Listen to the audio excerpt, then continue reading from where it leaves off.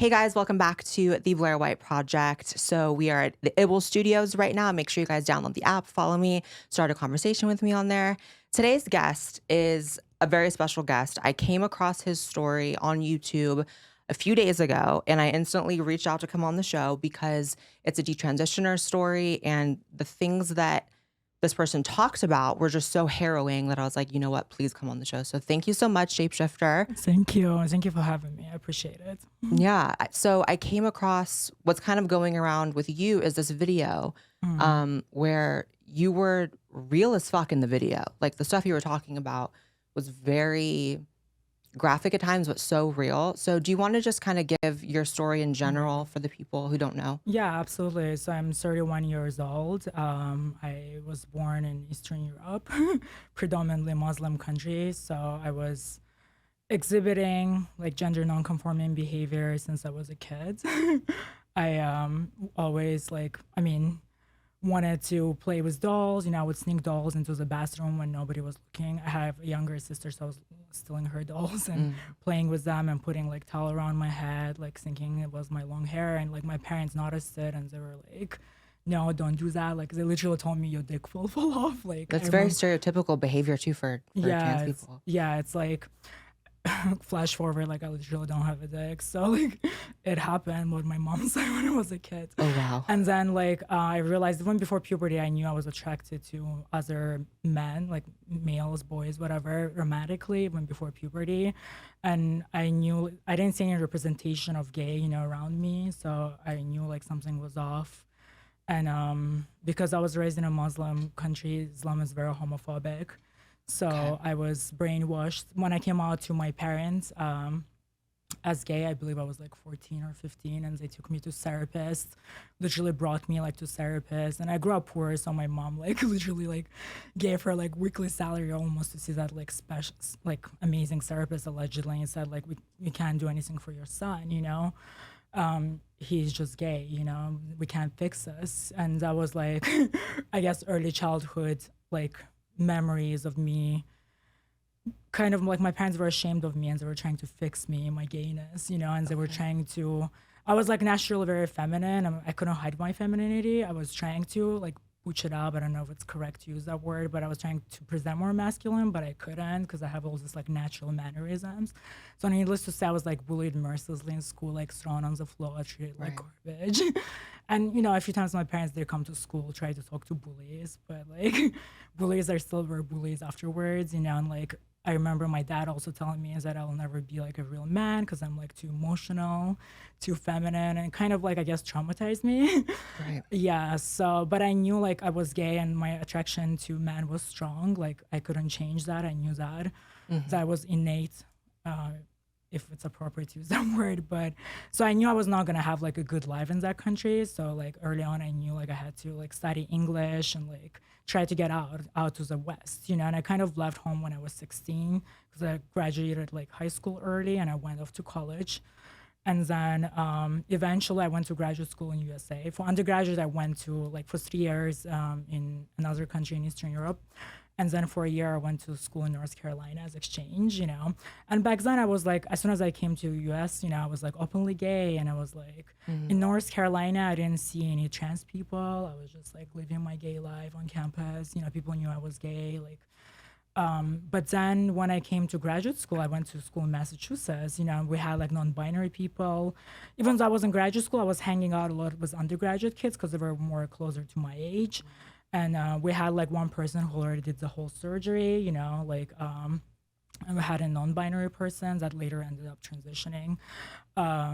So yeah, and that's when like as soon as I came to US, I wanted to like grow out my hair because I had that innate desire to be like to grow out my hair and present more feminine.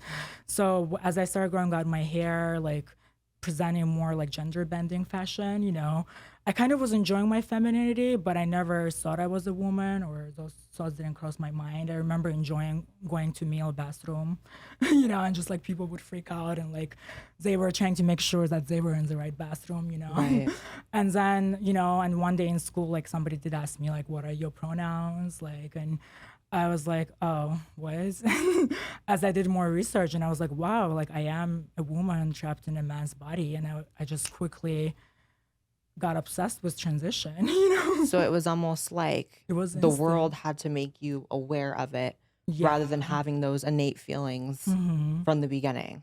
I mean, I had fantasies that like it would have been nice. Like I think a lot of gay people think that way. Like it would have been nice if I was, especially when you're attracted to masculinity Yeah. and masculine men. So you realize this man don't want you because you're a man. Right. And of course, I had fantasies like, oh, it would be nice to be a girl, and I would have like bigger dating pool. Yeah. And my dating pool did increase as soon as I just, was like, I am a woman, and all of a sudden, like, it went off Right. tenfold. And it was even different more- guys. It was different guys. It was the guys that I was actually attracted to because, Right.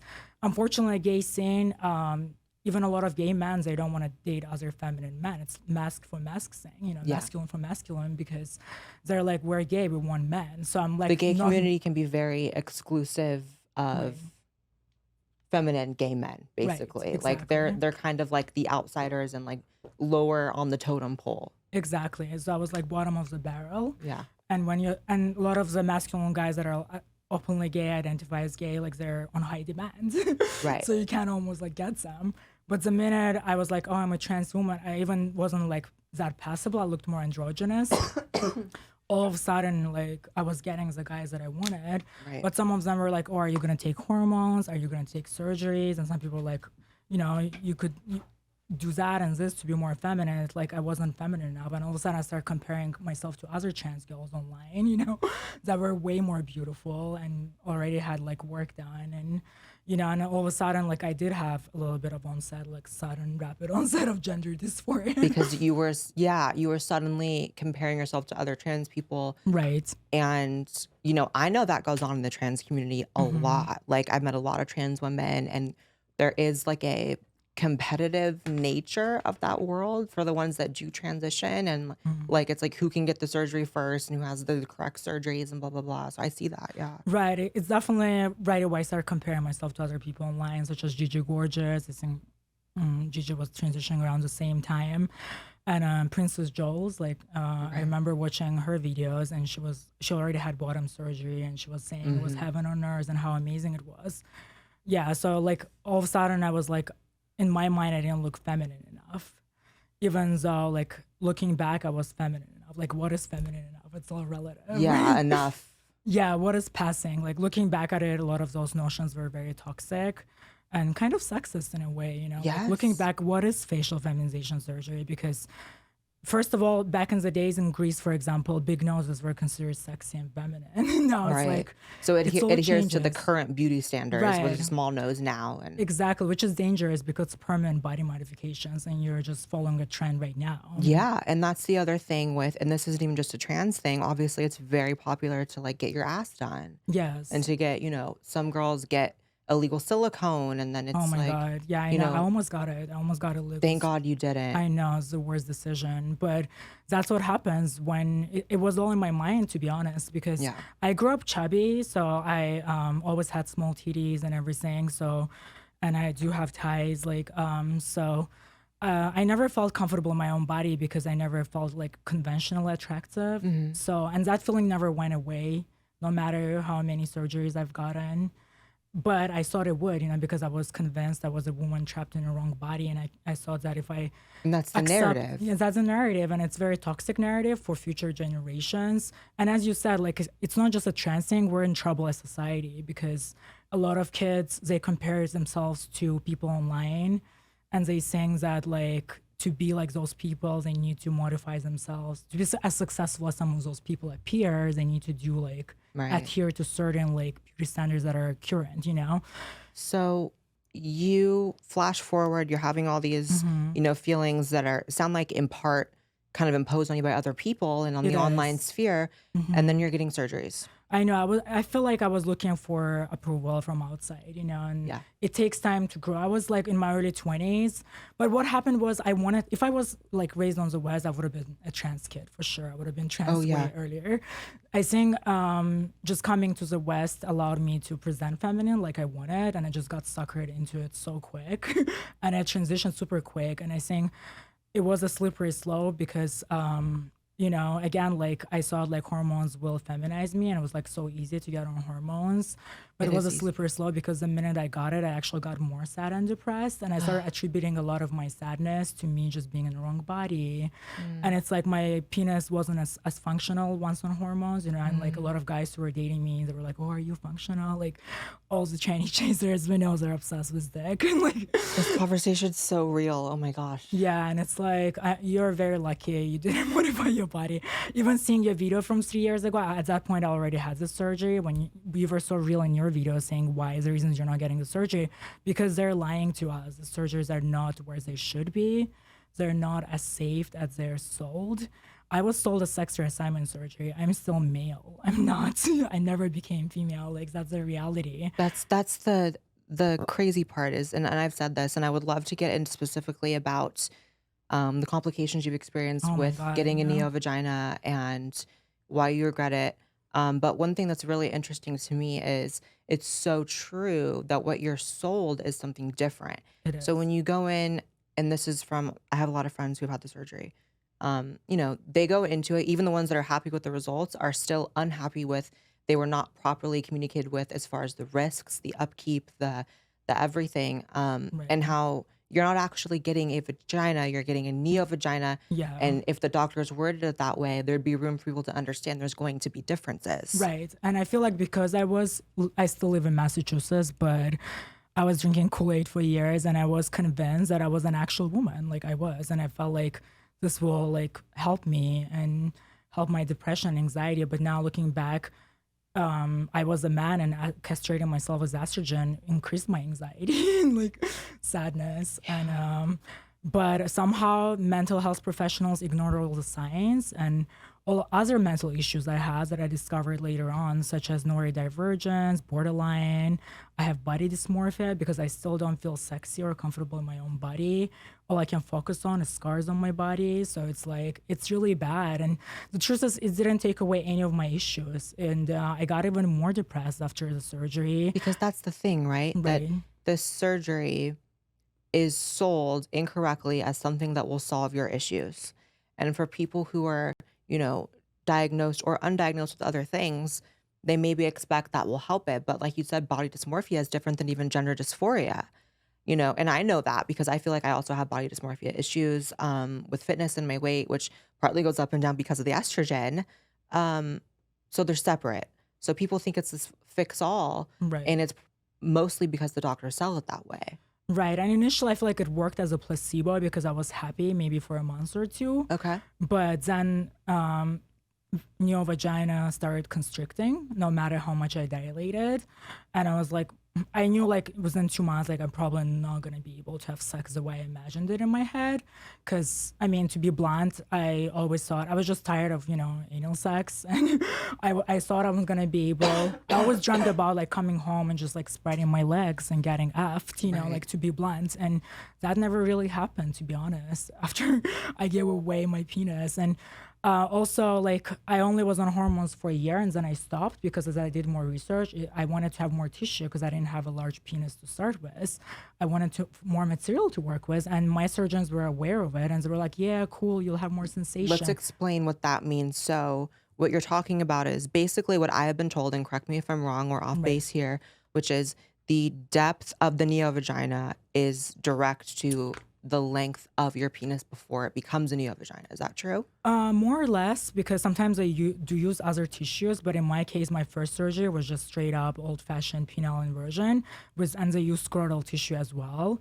So Okay. it is kind of related because if you take hormones for a prolonged time, your tissue shrinks. That's why like a lot of trans kids that were on blockers, such as Jazz Jennings, they just don't have that much material to work with. And didn't Jazz have to get like multiple Yeah. revisional surgeries Yeah. because that's the other thing is people who hail, you know, children transitioning as, you know, better for them, even if they are really trans, it's like, is it because you're not developing a sizable penis to create a vagina that's going to work for you during sex? So these Right. kids are destined to like a sexless life post Right. surgery. In fact, I saw a Reddit post where one mom who had a trans kid was just literally posting how like her trans daughter has a micro penis and no sex drive. I saw that. Yeah, it was like going viral. Yeah, and it's like they didn't know what to do, and they were gonna do colon vaginoplasty. I had that doesn't work either, but we'll get into it. Like, it's like, yeah. So my vagina started constricted, and like I was like really sad.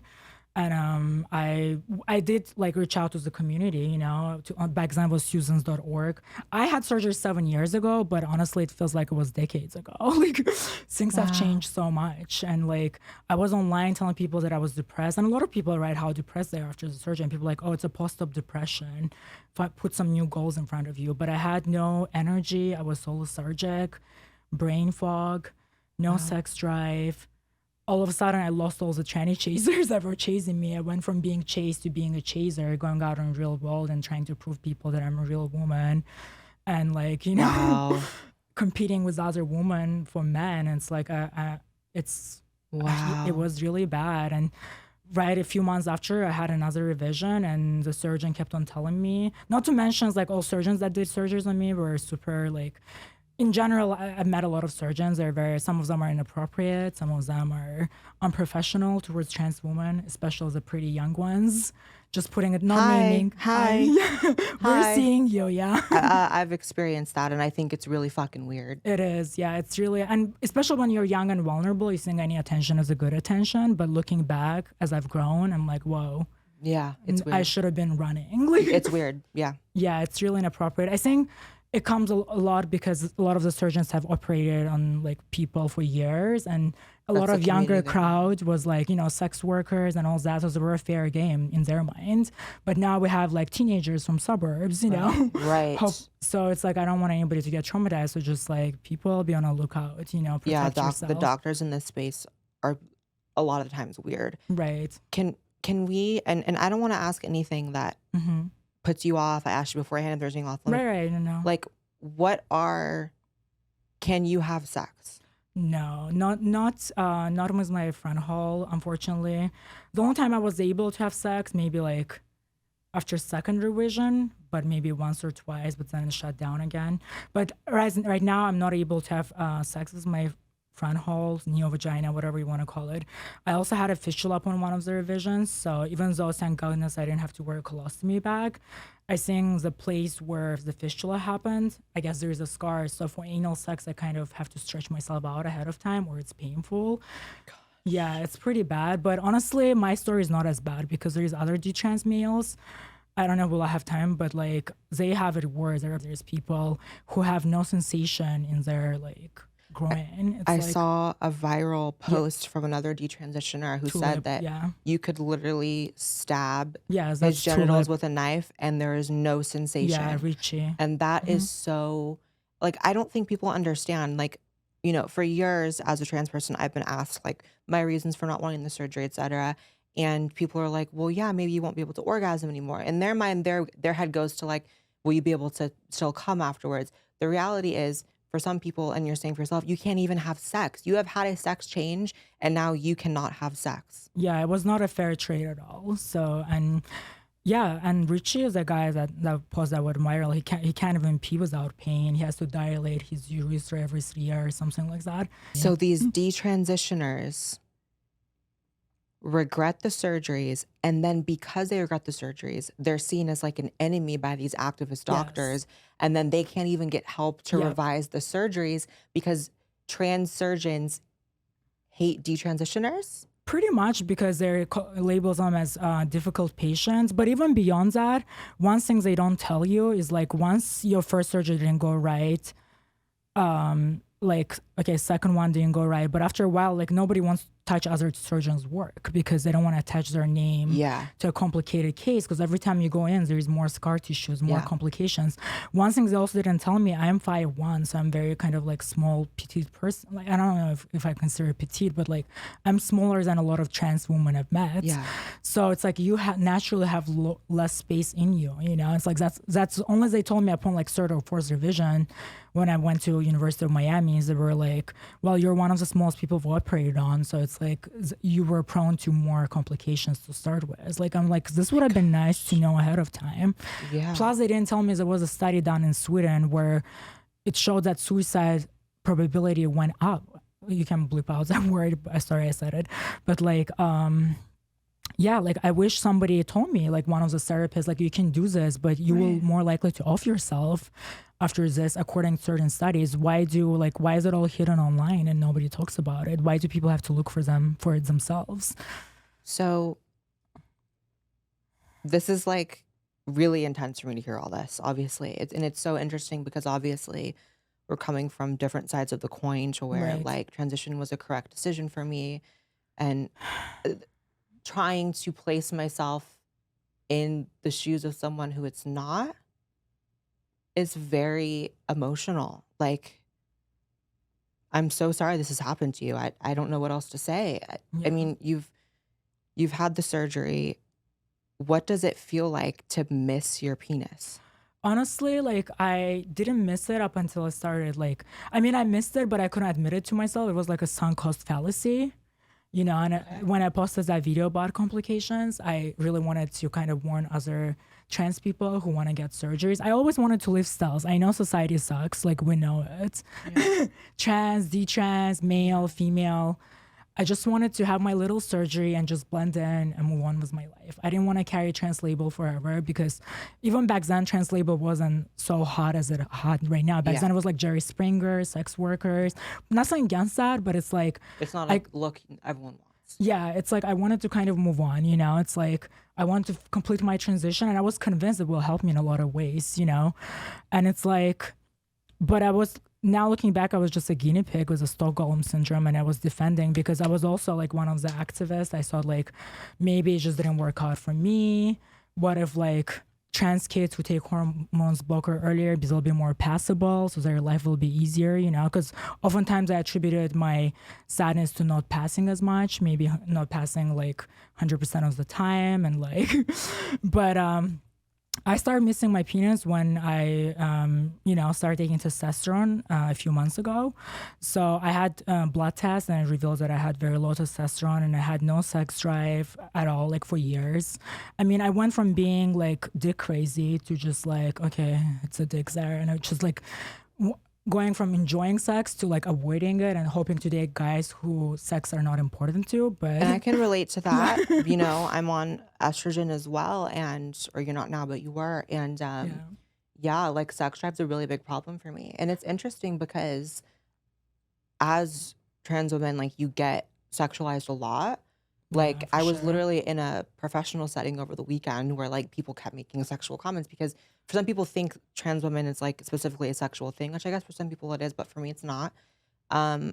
So yeah, that's a complication, I guess, in a way that I've had, which is my sex drive sucks, and that's not good for relationships. And Yeah, now I do miss it. I miss being just average dude and just, obsessing over sex and money and career, you know? It kind of sucked having to, like, trying to be, like, heteronormative and doing the whole emotional thing and getting attached to people that all they want to do is just fuck you and move on. so it's like you didn't actually enjoy the role of like being a girl, being the emotional one in the No. relationship. Even now, like it's almost like one other detransitioner mentioned in one of his interviews. I can relate to that.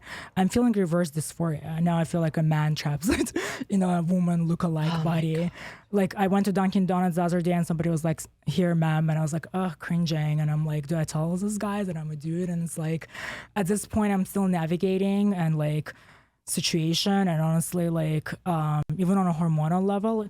So what happened was, once I started taking testosterone patches, initially, like a version of me came back online. I was like, oh shoot, like I forgot I was this other person like a few years ago, you know? And I was like, whoa. And it felt weird at first. And then I started having phantom limb thing happening. I would wake up in the morning and have dreams about having a penis. And then I would wake up and not have it.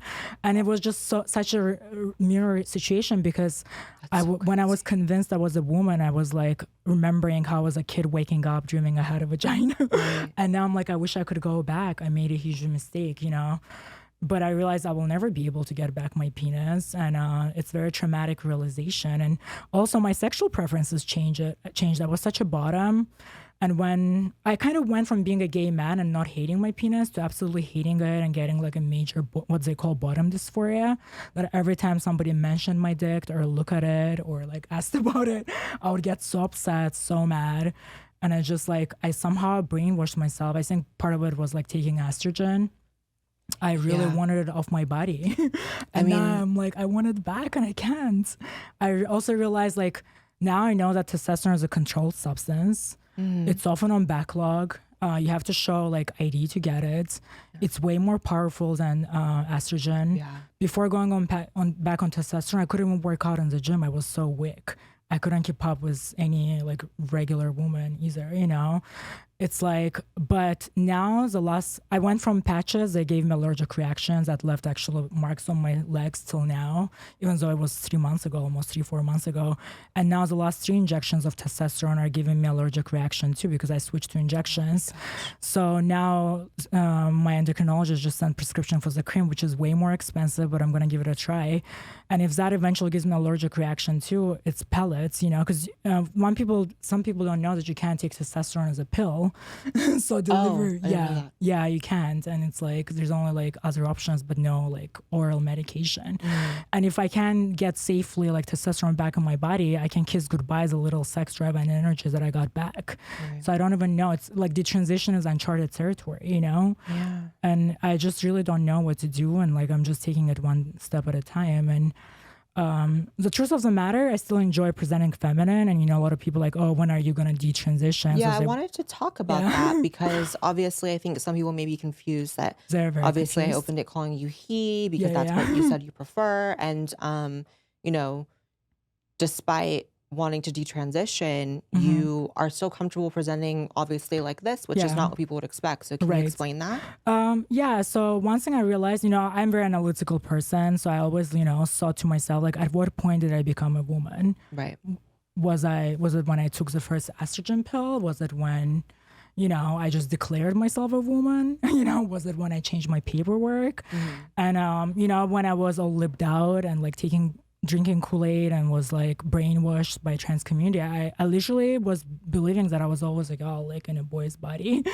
And, so they had you almost revising your own history. Pretty much, yeah. Because that's what's so interesting is like, I don't want to get too off topic, but like, right. I'm noticing just the differences in the ways that we both perceived our transness. Right.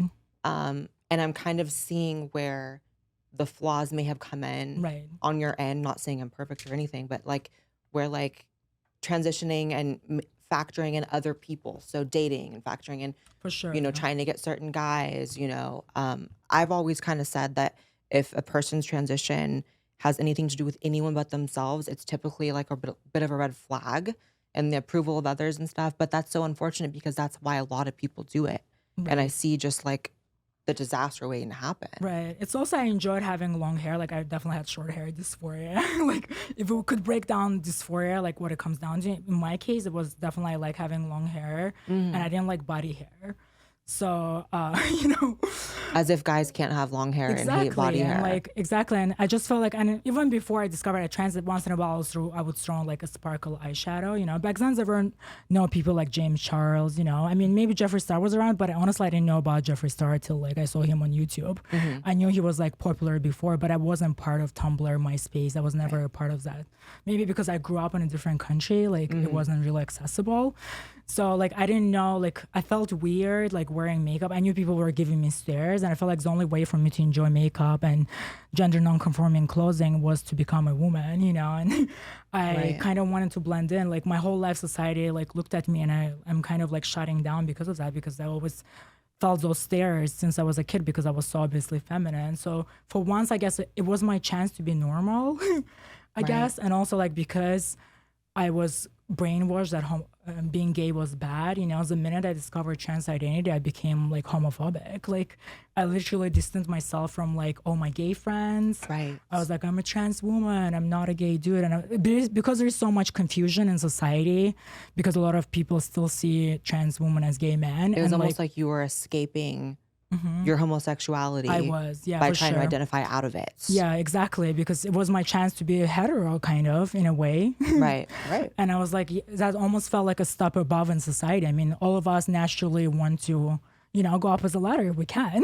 Yeah. So that's what it felt like, and like Wow. looking back. And I really latched onto it really quick, and also trans community brainwashed me that initially I was excited to have a larger dating pool. But trans community brainwashed me that all these tranny chasers were just after my dick, and everybody who like in any way accepted me like and wanted to interact with my penis, they were like highly transphobic and they didn't see me as a real woman. That is so toxic, and that's It is so super toxic. real. That is really what happens is like, I've always heard trans women be like, I would never want to be with, a guy who wants to be with trans women because that means they're a fetishist I or was whatever. that type of trans woman. Right. But like, I've always thought that's so sad because It is. you're like alienating people who like you for Exactly. you. But that's what shows how the ideology Yes. can be self-hateful at times. It was. Honestly, this was really dumb to think that way. And honestly, like, I remember like not liking you because, I was like really libbed out and I was like typical trans I love how woman. you say libbed out because I say that too. I know. I was. Yeah. I honestly want to move away from Massachusetts too because I'm just done with it. Like, and yeah, now I was watching one of your videos and like, you're so right. Like, there's not, what's wrong with being specifically with people who are attracted to somebody like regular trans woman, with a Right. penis and, feminized. So, but that wasn't good enough. I was like, it's like I brainwashed myself, like, oh, I'm going to have a surgery. I'm going to find real straight guys. Like, what? Like, what does that even mean? Yeah, what does it even mean? Exactly. Like, people are just people. Yeah, exactly. But I was so like focused on labels and I felt like, it was going to change my life for the better. And the porn I watched was always straight porn and I imagined myself as a girl in those. So it's like, to me, like I really thought I was going to have the sex change and become an actual woman, and I didn't. And again, so going back to the other point.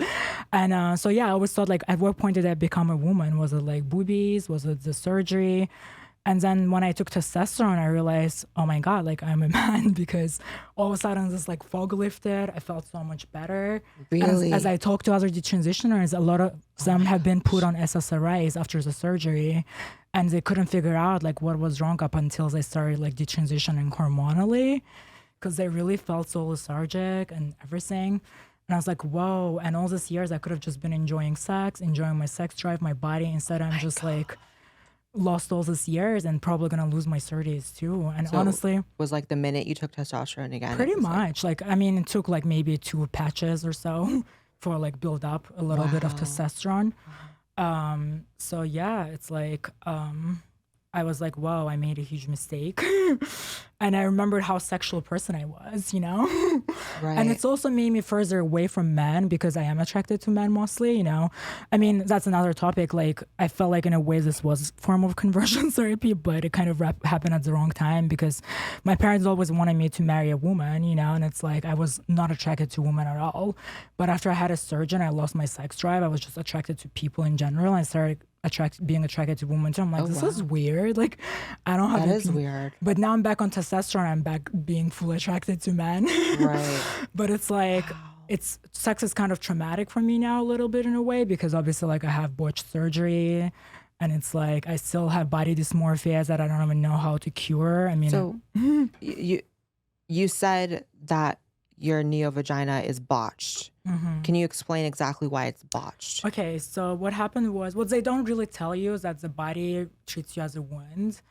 It tries to close up. Yes, constantly trying to close up. I think a lot of people who are happy with surgeries, most of the people that I've met online and stuff, they're transbians.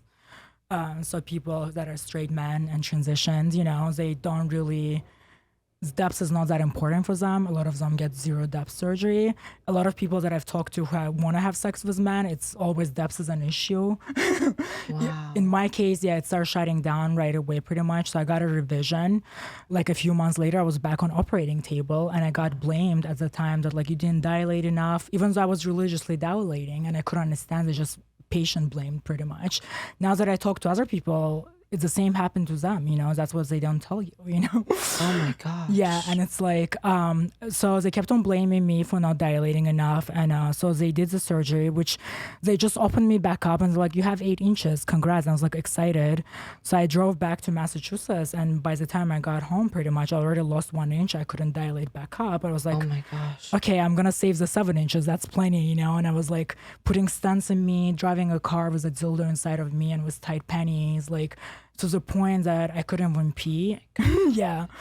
And This is insane. it is insane. And then a few months later, I actually got into a relationship with somebody I met on Tinder, but he happens to be a surgeon too, a plastic surgeon. And he was like, how come they didn't take a graft, like a skin graft, to line a second revision? Because obviously first time material wasn't enough, so you needed a skin graft. And as I went to a couple of other revision consultations, they were like, they should have taken a skin graft from somewhere in your body. You were just dilating.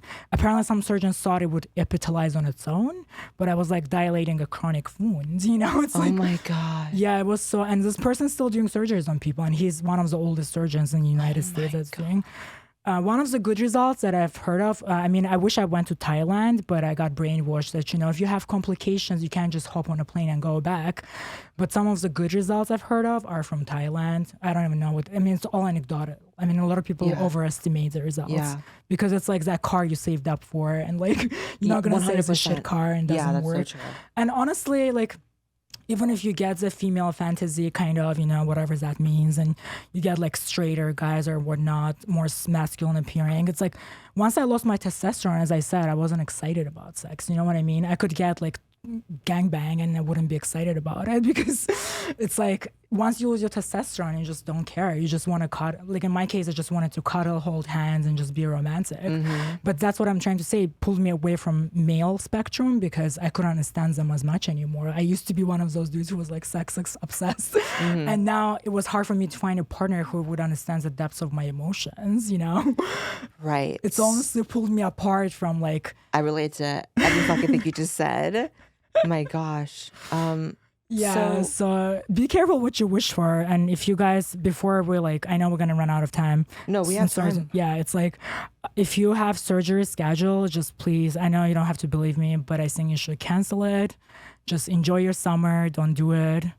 You're not in the wrong body, like specifically bottom surgery, please just don't do it. There definitely needs to be more research. Better tissues need to be invented, better technologies. We're not there yet.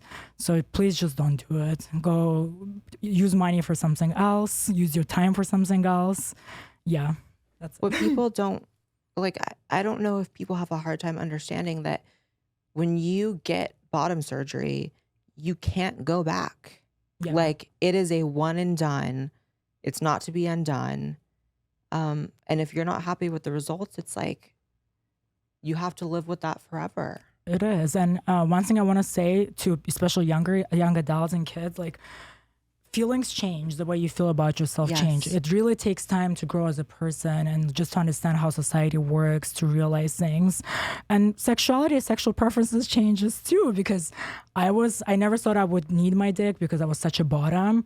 But now I got my testosterone back in body. I've grown. I'm like more dominant. Now I go to the gym and I see cute like middle-aged guys. That's what I'm attracted to. And I'm like, I want to fuck him and I can't. So like my preferences have changed. I'll never be able to top, you know? And it's like, I'm so sad about it. I never thought I would have those desires and now I do. So it's like, what the hell? But that's what's so crazy is that even outside of, obviously there's a lot of like medical influences that are to be accounted for like your change in perspective and sexual orientation and all that. But like just the fact that you've changed how you see yourself over time so much, the idea and the concept that a 13-year-old or a 14-year-old is set in stone is like, why do you think people have this idea? Because we can all acknowledge that we all change over time. But when it comes to the trans kid issue, we're supposed to pretend as if this child is like omniscient and just knows the future decisions that are right for them. in that case, like I actually talked to somebody in Massachusetts. Again, it's such a lived out state, and I was trying to like tell him that I'm trying to, advocate against like transitioning kids. And he was like, well, my brother is gay, so kids know who they are. Cause like he knew early on he was gay. So That's so a lot of different. allies do think that trans is like a gay, and they just want to be supportive because they don't want to come across as homophobic. Yes, they think it's similar to being gay. Yeah. And we all know that kid, or we've seen that kid who's like 5 and is a little bit like, that kid probably is fucking Flamboyant gay. kid, yeah. Right. And you know what? I think that that's its own thing, separate discussion. The trans thing, there are so many things that look like trans that are not, Yeah. like, liking feminine things as a child or whatever. And it has such more serious implications because there is a medicalization that occurs, and it occurs for life. It's not temporary. You're always medicalized. Exactly. I don't think, even though I had it as an adult, I was 24 going to 25. Looking back, like, I don't think my mind was able to comprehend Right. what that means. And honestly, what is it? What's being a woman? Like, I realized I will never know that. It's a biological experience. I know what it's like to be a man on estrogen. Right. But again, like people say, oh, why don't you cut your hair? And like, none of this. I mean, I spent the last 10 years of my life trying to like be caricature of like and be trying to be a certain stereotype of a woman. So I don't want to spend the next 10 years. And the truth of the matter, whatever I did to my body, it's kind of permanent. I can't fully go back to being like a traditional man, and that's the reality. And one thing I've learned, not to rush into anything. And the truth of the matter, I mean, I don't enjoy sex as much. Like, makeup still brings me joy, and doing hair. And there's a lot of gay guys who like doing makeup and hair. And I don't want to take away the little happiness that I have just to please people online. If you wanted like a dramatic M to F, back to M transformation, we have plenty of detransitioners like that, such as Tulip, the person who's like tweet went viral. You don't have to change a fucking thing about yourself for anyone else. Thank you. And I'm still trying to navigate. I'm starting it easy with testosterone. I already run into some roadblocks. I don't like. I have to think rational and critical this time. Sometimes people are like, oh, gender critical is bad or something. But the last I checked, having critical skills is good. When you apply for a little job and you write like you have critical thinking, that's a good thing. Like I don't know why it's like so bad in our society like right now. I just don't know. We're literally sexing clothes and hair and makeup, and that's ridiculous. That's not progressive. That's not futuristic at all. I completely agree. And like, despite sitting here on the other side of the spectrum where I'm happy with my decision, like, I also agree that I will never know what it's like to be a woman, at least in the biological sense. I know what it's like to walk through the world being perceived as one, and there are certain things that come and tail from that. But like, I will never know that. Right. But the thing that I struggle with is understanding why that's bad. Right. Right now you can't say that because I Like, mean, why can't I just say that? Especially if it's all about speaking your truth. That is my truth. I know what it's like to be a trans woman. I don't know what it's like to be a woman. I'm okay with that. That truth could have saved my life, my sex life at least, and who knows, maybe life as well, because I really don't know there's no long-term research, like what these artificial hormones will do to me. If I can keep on taking testosterone, I'll have to have some kind of hormone in my body. So it's going to be estrogen only, because if I don't take any hormones, I already have osteoporosis. It will get worse. I'll be more brittle. Let's talk about that. Yeah. So part of your kind of transition horror story here is that you have a neovagina that isn't working properly. You have osteoporosis and scoliosis. That was formed So recently. Yeah. Can you talk about that? My hormonal history is even worse than you guys think, because after I went off hormones before the surgery for a few months because I wanted to preserve as much tissue as possible. But literally nobody told me that I was supposed to go back on some kind of hormone right after. So I went 7 years with literally no hormones in my body. Not exactly 7 years, wow. but it was pretty bad because not only I lived with a medical doctor, because I had my surgery in 2015 and then I had a revision, a few months later. Every time you go back for a revision, you write the medications you're taking, and I never and plus my doctor knew I was not picking up my estrogen. Like nobody told me anything. So why would no one tell you you have to take it? Plus I was living, because I was also afraid, because I've heard that some trans women get breast cancer and die, or they get cancer from taking estrogen, and that could still be the case. We don't know. I mean, the estrogen we're taking, it's the side synthetic. effects that you sign off, it's really the side effects that women get after menopause. It never was tested in biological males in the long run. That's what people don't understand about informed consent.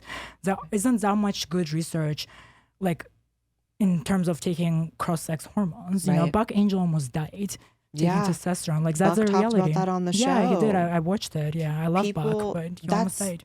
that's what's so crazy is like you're not allowed to talk about the side effects of these drugs you're taking because they are drugs and these kids are getting it. And it's like there's not even necessarily long term in adult trans people who transition, not to mention these kids who are starting while they're developing. Right. So I was not on any hormones between 2015 and 2019. Mind you, like I had multiple revisions. I remember when I went for my revision with colon vaginoplasty in 2018, they were scanning me and charging my insurance for blood clots because estrogen is known for creating blood clots. Yes. And I'm telling like people, I'm not taking estrogen because I was a dumbass. I thought estrogen was just for titties and ass, you know? And I was like, why would I take it? I don't want to gain weight. And I've heard That is the people. thing. Yeah, a lot of people still don't know. I know a lot of trans women who got the surgeons, they're not taking any estrogen or nothing. Even Princess Jolie's or like one of those YouTubers literally says that like she's not taking estrogen and That doesn't was like care. an ignorant choice I actually made a while ago.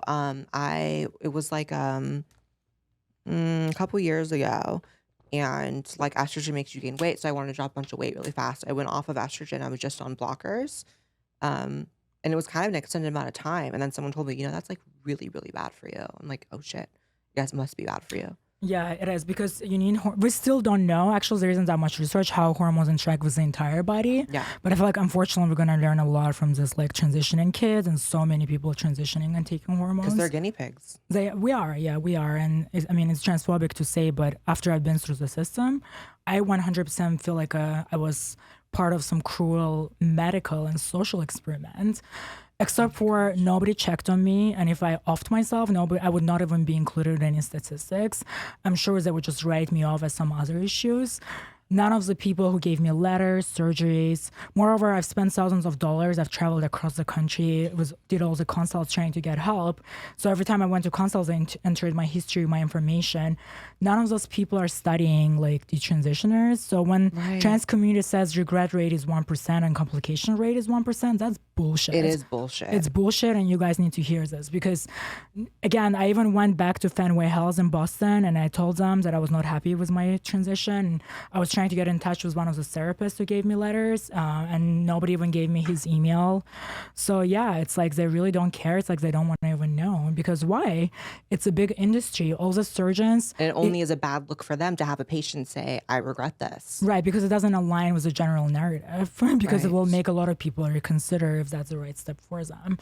And honestly, I want to see a future where people, just men and women, wear whatever they want. It will be just like less complicated. It would just, I feel like my life would have been better and more productive if the last 10 years I spent expanding definition of a man instead of like trying to be just a blend in like with society and try to be a heteronormative woman. Yeah, that's such a beautiful way of putting it. It's almost as if you should have just looked at the bigger picture of what a man can be rather than society's narrow view, rather than trying to fit into something else. But now I'm weren't. medicalized and I don't know what to do because like some people obviously rushed back into detransition. I'm like, I've learned not to do that. So I'm like, wait a minute. So if I accidentally get arrested and throw in male's jail, like I'm weaker than other men. I don't know if I'll be able to keep on taking testosterone. So I'll definitely get brutalized. I mean, as much as bathroom issue is a hot topic, now I'm writing a book actually. I'm looking back at my childhood. I realized just how much bullying happened in the bathroom because I was just feminine kid and I would go where all the masculine bullies would secretly smoke. And that's where most trauma happened, you know? And it's like, now I'm scared. I'm trying to start going to male bathroom just to expand the definition of man, but I'm still scared. You know what I mean? Of course, that it could not feel safe going into a men's bathroom, looking the way that you look. That's scary. It's scary. It is scary, and I don't know what to do. And I want to keep on presenting the way I do, but I don't know what to do. I don't want to be a hypocrite. I know for sure I'm not a woman. I realize that, and I know I don't want to carries the trans label, because even now I get, even though I'm detrans online, you know, I open about all the complications and how it fucked up my life and my health. I still have kids like messaging, or like young adults messaging and being like, I'm still gonna take estrogen because I want to look like you. And I'm like, I don't look like this because of estrogen. I had work done, you know. Right. I was naturally more feminine than some average trans person, you know. It's like, it's also where you start, you know. It's like people do saying, and I talk to other desisters, detransitioners who stopped taking estrogen, and they're like, I want to look like such and such person online. I'm like, that person online had probably silicone injections. That person online, they think it's this essence of a woman like has been extracted with this synthetic estrogen, but that's such a false reductionist way of thinking. You know what I mean? It's like, it's also a dangerous way of thinking. So people do things that like they're gonna take estrogen and they're gonna look like that person online. Yeah, it's so just not like, true. It's not true. And honestly, looking back, now I know how powerful male sex drive is and how much it drove. I got an MBA, I got like master's in finance. I was on such an uphill, but once I got the surgery, I felt dead. Now I know I've been dead inside for years. Like, it's like I wasn't a wrong, like, okay, back to my hormonal history. So I was really That makes me so sad to hear. It's super sad. I mean, I don't want to like a pity party, but it is sad. Like, I mean, I fucked up my life kind of. I could have been so much more vibrant person and could have accomplished so much more, you know? And I do miss my full sex drive. And I honestly can't even take too much testosterone because it will give me more sexual desires, and I can't really experience all that because it's traumatic. And honestly, moving forward, I don't even know like what hormones I'm going to be on. Okay, so a little bit backtrack. So I wasn't on hormones for years. And when I went for my revisions, they were scanning me for blood clots. And I was like, I'm not on any estrogen. And nobody told me anything. Room full of nurses. Plus, I was in a relationship for 2 years with this MD. You know, he's an MD. He's plastic surgeon. Not gender related stuff, but he's a regular plastic surgeon in Florida. And he also knew I wasn't on taking any hormones. He didn't tell me anything. Granted, he was my partner, not my doctor. It wasn't his responsibility. But still, it's like kind of, again, like there's just so much misinformation. Then in 2019, I went to endocrinologist, and she was like, you need to take hormones, you know, because you're going to get osteoporosis. And I started taking hormones, and I was scheduled for a bone scan. But then right around that time, I started getting a lump in my breast. And I went for MRIs to a different hospital, and they couldn't figure out what it was. But they were like, oh, it's because people like you take hormones. They literally told me that over the phone. And I'm like, it's impossible because I just went back on hormones. There is no way like this could have been estrogen related, but it kept on growing. Till today, I don't know what it is. Like, I literally have a lump right here. Most likely it's hernia. I spent like thousands of dollars doing MRIs. Like, and they still don't know what it is? They still don't know what it is. It's benign, but it's probably just a hernia. But at the time I thought it was hormone, and then COVID happened. So I never did a bone scan, stopped taking hormones again.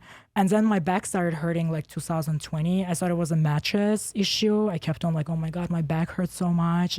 If I sit up, like, then I went to chiropractor, and he was like, you have scoliosis. And again, like my paperwork is female. So, and again, I'm like, don't want to tell like random people that don't need to know that I'm trans, you know, it's like, and he was like, I guess if I told him earlier, he would have put two and two together that maybe it was hormone related. But then I did some more research, and I ended up going for that finally bone scan in 2021, maybe. I realized I had like osteoporosis in my spine. So right off the bat, I went back on estrogen just like last year pretty much. And then that's when again they did blood tests to just see where my hormonal level is. They're like, oh, well, you can go up on estrogen or testosterone. And I had to take my time and do some research. And in our community, people hate testosterone because they're like, oh my God, it's evil testosterone that put me through male puberty. Yeah. But I'm like, you know what? Maybe it would be good to get sex drive back because, you know, it's like, and I don't have any energy. And I was kind of like decided to go with testosterone because I didn't want to take more estrogen. And that's when I realized, oh shoot, like what have I done? Like that's it kind of, I fell into it kind of. And that's when I decided you know, and between that and a couple of other issues, I just got exhausted trying to pass, you know, and trying to go out and like always wondering what people think about me. And I just started rejecting the idea of being a woman. And like, initially you're going to hate this, but initially I came out as non-binary. I don't hate that. In my mind, I was thinking like, okay, I know I'm not a woman. I know I will probably never be able to be like a man I used to be, you know, a lot of surgeries were reversible. So I thought the way I can exist, be non-binary, but then people online were telling me that their non-binary, relatives are getting their breasts cut off and getting surgeries. A lot of them are, yeah. There is now a penile preservation surgery where people preserve their penis, but they use either a skin graft or scrotal tissue to create a hole underneath it. What? Yeah, it's like a new designer genitals, and it's a thing. There is a surgeon that's offering it. I mean, I don't want to give advertising to anybody, but there's a surgeon offering a third type of genital. yeah. And I've seen that person. I've seen some person inquire about it, and somebody was like, "Oh, please tell me it looks cute," and they posted like a picture, and somebody was like, "I want to be ready, like in case I change my mind, I can sew up my hole and just keep on taking testosterone and still have a penis." And like, yeah, it's pretty much a designer genitals. It's a so this is just like becoming some crazy body mod shit. Right, and it's definitely body modification trend, like Buck Angel said. I'm gonna give him credit because he was the first one kind of to bring it up in popular culture. That's like sounds like exactly what it is. It is, and honestly, I don't think people understand that it's not fun to be dependent on exogenous hormones till the rest of your life. Right now, I hate society. Everything happened to me. I feel like it was social dysphoria and not like it's because I felt like I couldn't fit in, I felt like this was a way for me to finally be more accepted. And I realized I will never get acceptance. I will never be normal. I will always be an outlier. And the only way for me to even continue to live somehow is just be like, try to embrace it somehow, and just, I'm tired of giving a shit. And like, I want to go live in the woods, away from society, be isolated, but I can't because every month I have to go and pick up my prescription. And I'm a cash cow till the rest of my life for big pharma. And it sucks to know that now, especially now I'm leaning more right. And I'm like, I don't trust anymore pharmacies and all that. But now I'm a slave to them because I can't just stop taking any hormones. And some people still messaging me, why do you have to take synthetic hormones? Just stop it. But people still don't understand. I have to because I already went that route and it gave me osteoporosis. And you're not going to produce testosterone because you got bottom surgery. Yes. And that's where it's produced. People don't know. I know. I just miss my energy levels and I miss my strengths. And a lot of people know that but they... Honestly, I was so brainwashed. I was like, I was willing to do anything to be a woman. You know what I mean? I was literally telling myself, I'd rather die a woman than live my life as a man. But guess what? I'm going to die a man. Like 100 years from now, if they found my bones and my partner's bones next to me, they're going to think we're in a gay relationship and I was a man. So, and that's a hard reality. And for a long time, I was very much brainwashed. I was like, that's transphobic, but I wish somebody hugged me a few years back and be like, you know what? You can present feminine, you can wear heels, hair, whatever you want. But the sad reality, we don't have technology to make you an actual woman. So you wish someone would have stopped you from transitioning? I wish. And my parents tried to, but they were not in America. And they just told me like, I was more of a religious spin. But at the time, I was not willing to listen to them. They just said, in a Muslim religion, it's haram. They said it's like you're going against God. But if one of medical professionals said, like, I just feel so angry. I feel like these people didn't have my best interests. They never tackled my childhood traumas. They never dove deeper. They just assumed that was like, they affirmed me, into this, I believe into self-harm. That's what's so dangerous, right? Is that we have these affirming therapists and doctors now who have every incentive in the world to say, yes, you are trans. This is the issue you're struggling with, rather than try to see if there's another cause. And a lot of times there is another cause. In your case, there were more causes that weren't looked at. For sure. And one of the biggest mistakes is because I went to Fenway Health, and this is one of a lot of their staff is LGBT, and one of my therapists was trans. As far as I know, I mean, even that's kind of... That sucks because, like, yeah, and initially I thought it's good because she would understand me, but now looking back, it was bias, Yeah. It's like, it's kind of an activist hospital in a way. They were one of the hospitals that like tested Truvada first on people, to see if it protects against HIV and all that, But now they should be ashamed because they're really not studying like detrans people and regret rates because that's an important data. I'm an important data point and we're just being ignored and not cared for, just discarded. Yeah, like if all these surgeries and this process can result in your story, and your story isn't being accounted for or recorded, that's inherently an issue. It is. And how many more people are there like you? I mean, obviously the numbers are exploding, but what kind of backlash or hate have you gotten from the trans community? Because I'm sure you get it. And that's so fucked up to me. The biggest one, like the most hurtful one, people are saying that I'm not real trans, and real trans know who they are from again when they're very young. And people will say, oh, I transitioned and I had 2 husbands already in a house. And I'm like, somehow that's a measurement of like successful transition. Yeah, good for you. Why does that mean that your story isn't real? Right. It's like, and also, I don't know, just the whole narratives that like they know since they were little kids. I mean, I played with Barbies and exhibited gender nonconforming behavior, but I feel like if I was true trans, this would have like skyrocketed my happiness. And some people say you're just a battered trans woman by transphobia and bad bottom surgeries. And they're telling me that you just chose the wrong surgeons. I know complications from every single popular surgeon. I don't really know anyone that's never had any complications. I mean, there's people with less, and then there's, on your end where it's, Glad you bad. said that. Yeah, because a lot of people get revisions. But everyone has had issues. I don't know anyone who is completely happy, at least with the bottom surgery. From what I gathered, guys, if you want to be like, your chances of being a happy transitioner is better if you don't get a bottom surgery, because a lot of them are done by plastic surgeons, and this is not just another plastic surgery. It's such an important part of your blueprint, your original hormones. And once you mess with that, you're opening Pandora's box.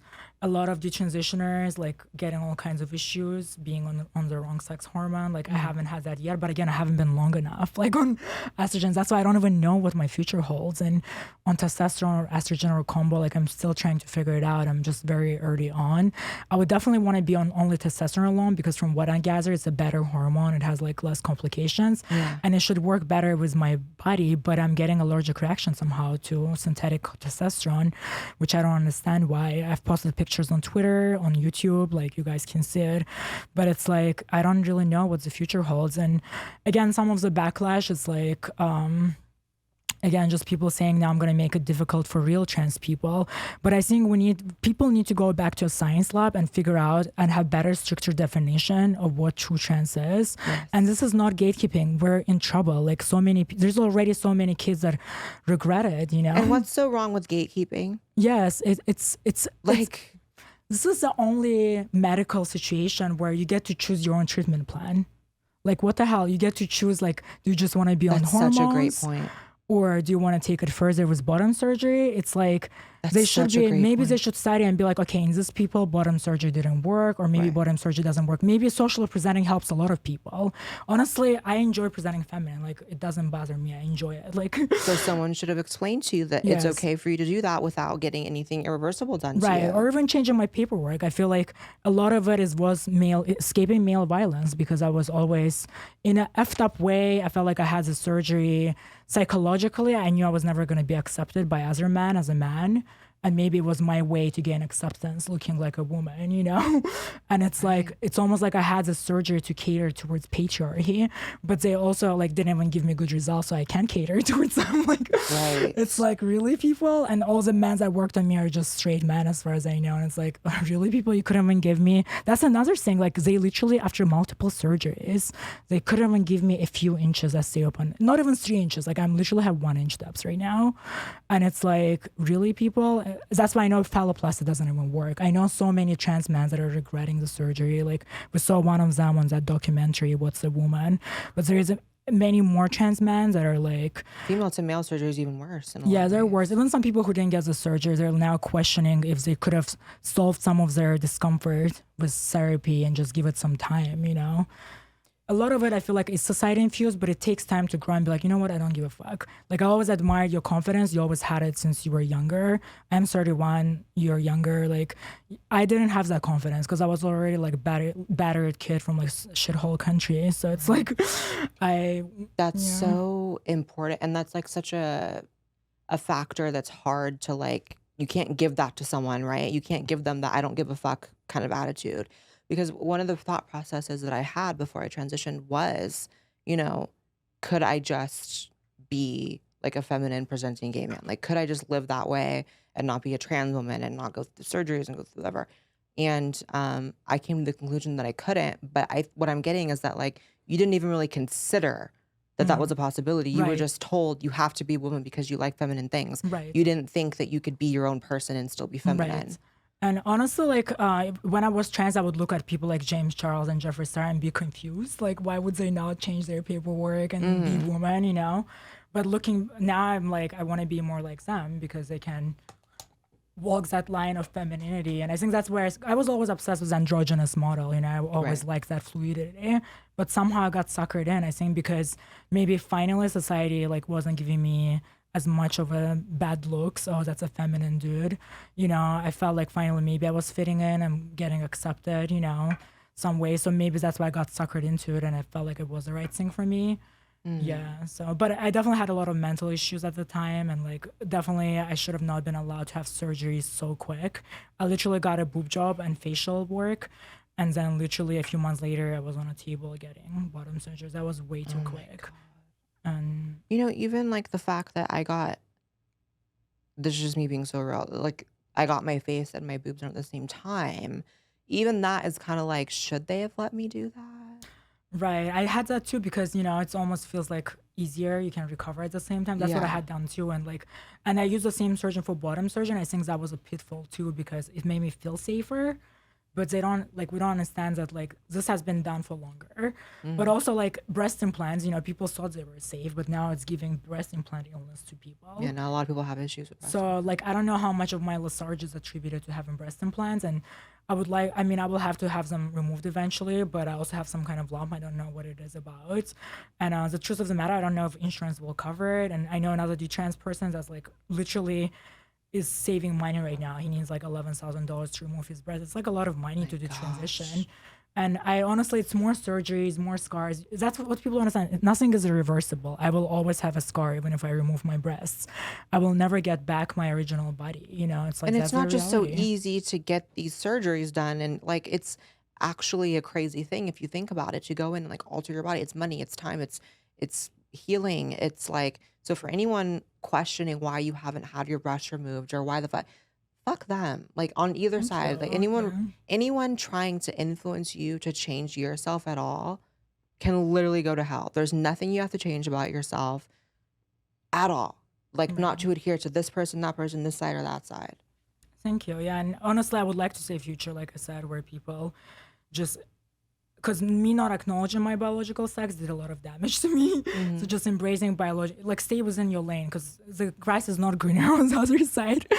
Honestly, like I was walking today and the guy was like honking his car and trying to catcall me. Like that's not cute, you know. It's like grass is not greener on the other side. Just stay within your lane, and hopefully in the future generation will just expand definition of a man, so people can wear whatever clothes. So we don't sex clothes. So people can wear whatever they want without people giving them stares or targeting them. You know what I mean? It's But like, it's so fucked up because it almost seems like it's going in the opposite direction in the sense that like, it is. This is so weird. Yeah. yeah, like now kids are being told you have to be a girl if you're feminine, you have to be a boy if you're masculine.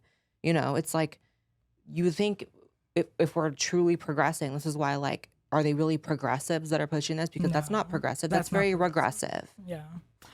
Honestly, yeah, this is crazy, the whole situation. And I don't know how we're gonna, it's like this Pandora's box opened up, and I don't know how we're gonna like shut it back up. Because all the corporations, like now you look at the pride, like there's more trans flags, or at least equal amount. Yeah. And some people are holding, protect trans kids. Do you even know trans kids that transition and live like decades? And be like, you know, like I don't regret anything. Thank God my parents let me do this. There's no one. There is literally no one. Jazz Jennings, I mean, I don't know if this person is happy. Like, there's all kinds of issues from what I see. Yeah. I mean, it's just my opinion. I've seen Obviously, that as well. She yeah, seems to be going through it. yeah. It's like honestly, like I've talked to other one. I have a detrans friend that he's not public with his story, but he came out as trans at 14 and he had the surgery. That's now he has all kinds of complications. He went back to being a boy, and it's really hard for him. You know, now he realizes he's a gay man, and it's like you can't go back. You know, his sex life is difficult. You know, everything is difficult, and he's my close friend, and we talk a lot, and it's just sad. And he was an example of a trans kid. You know, he actually, one of his brothers is medical professional from what he told me. And honestly, this transition, like I lost so many family members. You know, like I haven't seen my grandma in years, and they loved me no matter what I was. You know, in their own way. My grandma always loved me, but I can't show myself to her because she always wanted me to have children. I mean, she will have a heart attack if she sees me, so she may pass away and I will never see her. But now the families that was here, that was supportive of me, that live in America, the families that live in America, now the transition is pulling me further away from them because First of all, they're confused. Third of all, like I feel a little angry. I just feel like they affirmed my delusions.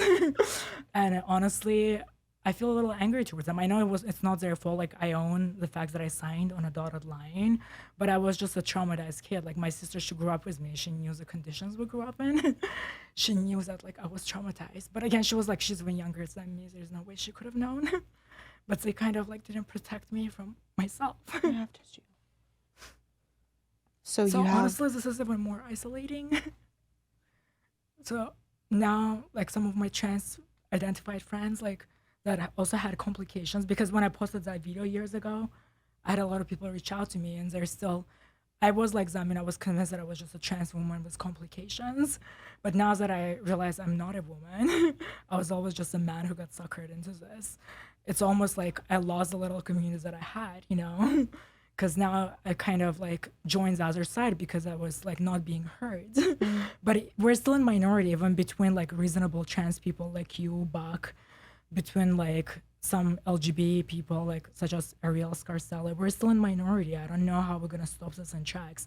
I mean, there's changing things in Florida. Like there is certain detransitioners that are going and trying to testify. Like there's the trans man Abel Garcia. He's flying to Florida like to speak on the behalf of the trans man to show that the surgeries are not safe. But like it's being done at state levels one by one, and we may lose entire generation of kids and youths that don't need any of these surgeries. We're just making these greedy surgeons rich. After being through systems, the surgeons don't care about us. They really don't. For them, we're just a meal ticket. That's the reality. And honestly, I'm just speaking out because I will never be able probably to get any kind of functional genitals, whether it's a tunnel or any further revisions probably going to actually give me a colostomy bag. Maybe I won't be able to pee. Who knows? I'm scared at this point. So that's my reality. And sometimes I wake up, I feel like it's a nightmare that I'm going to wake up from, that it's some kind of bad acid trip. And it's not, it's my reality. You know, I could have been enjoying having sex with tranny chasers, whatever, fucking my fiance. But now I'm just like stuck, you know? so I don't even know where to start. Like, first of all, just thank you for just being so open, because this is genuinely, I think, one of the most powerful videos I will have ever created. And just you being so vulnerable and honest, like, I truly thank you. What do you think could have been done differently for you, like, specifically? Like, what are the things that doctors need to start doing that they're not doing, or switch up? Do more research, first of all, like actual science, not people like Yeah. online taking surveys and shit. Like, study the transitioners, like, I don't know, do Excel spreadsheet, interview happy transitioners such as yourself and Buck Angel. I think one thing that will pop first, I feel like the bottom surgery is a big one. Yeah. I feel like that could make or break a happy transition and have Of not course. happy. Hormones definitely need to be studied, like in male bodied, female bodied, you know, cross sex hormones. Like, better research needs to be done. I feel like more people should come forward and be honest about the results, because a lot of people are playing it up. There were people, you know, playing it up online when I was getting surgery, saying I'm having multiple orgasms. Testosterone is the one that drives most of like sex drive. I know some people say progesterone, but honestly, it's testosterone, and like, from what I've experienced. And no, you can't have like multiple orgasms and have natural lubrication. Like some people play it up, unless you got, especially if you just had like penile inversion. They may surf some glands, but it will never be a cis vagina. Like, stop pretending. Sometimes a bitter truth is better than a sweet lie. As I said, I wish somebody just hugged me and said like, you're not a woman. Like, you're never gonna be one, no matter what you do. And I mean, that would have maybe broke me at the time. And some people told me, you know, I did talk to one tranny chaser at the time, and he was like, my wife has a surgery and now she's post up with regrets, don't do it. But when I reached out to trans communities, they were like, oh, it's just tranny chasers. They want you to keep your dick because it's their toy or whatever. You know, it's like, they were telling me the truth, you know, and it's like I wasn't willing to hear it because I was so brainwashed. I was literally convinced like I was an actual woman. So I hate that we have to wrap this up. I feel like I could talk to you for 3 hours. I know. But I think let's just hit it home with this. What do you want your story? What's the ripple effect you're hoping from telling your story for for kids and people in general? What effect is speaking out? What do you want it to have? Original blueprint is important. It's not worth losing, at least from male side. It's not worth losing your male sex drive, your energy, over to just have a couple of inches on your hips or have maybe bigger breast tissue. I want to say men and women come in different shapes and sizes. I want to say future run feminine men are not brutalized by patriarchy or just everyone. I don't know why tomboys are considered cute often, but like, the femboys or whatever the soft boys, whatever is the correct term is, without offending anyone.